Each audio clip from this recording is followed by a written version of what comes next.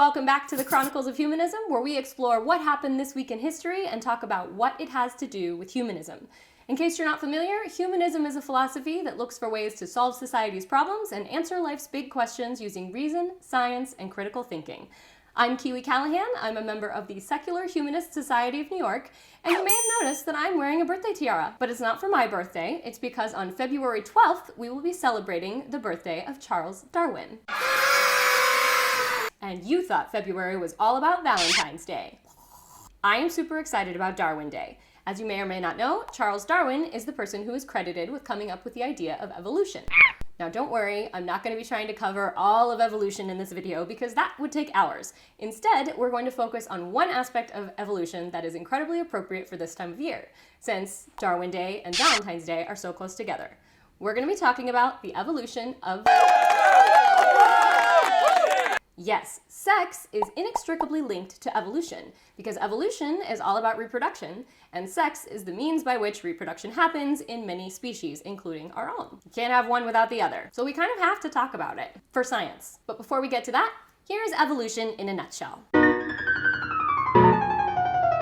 Back in the 1800s, Charles Darwin figured out that all life on Earth has one goal: live long enough to reproduce so you can pass on your DNA to the next generation. Whether you're a human, a lion, a weird scary bug, a flower, a shark, or a virus, that's the endgame.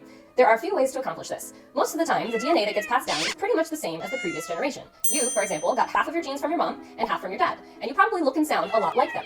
But sometimes, random things happen and one of the genes will change while it's getting passed on, giving the offspring a trait that neither of the parents has. Sometimes this is a good thing, like a new fur color that blends in better with the surroundings. Sometimes this is a bad thing, like a new fur color that stands out more. If that new trait enables the offspring to survive long enough to reproduce, they'll pass on that new gene to their offspring, and they'll pass it on to theirs, and the whole species will be a stronger group because of it.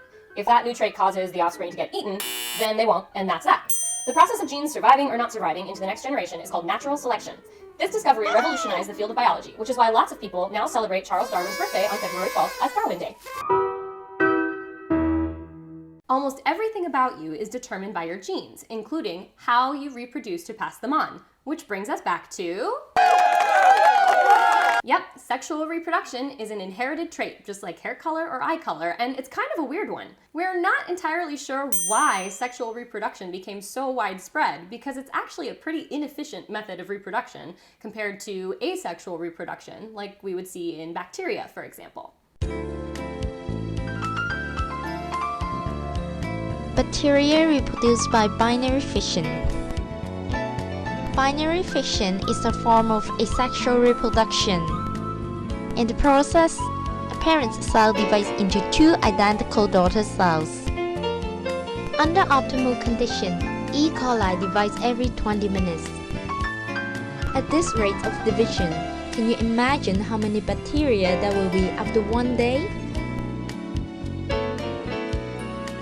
So bacteria and other asexual organisms can pretty much reproduce whenever and by themselves, which means that all things being equal, the population can double in size with each successive generation, and 100% of the individuals have more or less a 100% chance of passing on 100% of their genes. But in a sexual reproduction situation, only half the population is even capable of reproducing, and she can't do it without the male, and each of them are only passing on half their genes. So if they can't find each other, or the process of sex is unsuccessful in producing offspring, then that's it, game over. Our best guess right now as to why sexual reproduction became so prevalent is not because it's fun, it's because it gives organisms the ability to vary their gene pool. Generally speaking, the more you can vary the genes within each successive generation of a species, the stronger those offspring will be, and the less likely it is that harmful mutations will build up and kill off the species. But again, we don't really know yet. In the meantime, you should get out there and have some great, healthy, safe sex this weekend, because, according to your DNA, you have one job to do. Invite him out for a drink, and then after about 20 minutes, casually drop into the conversation the fact that you'd like to marry him and have lots of sex and babies. The Secular Humanist Society of New York always gets together for a big event on Darwin Day. So if you want to find out more about that, or if you just want to see what we're all about, please visit our website at www.shsny.org and come enjoy life with us. I'm Kiwi Callahan. Thank you so much for watching, and until next time, stay curious.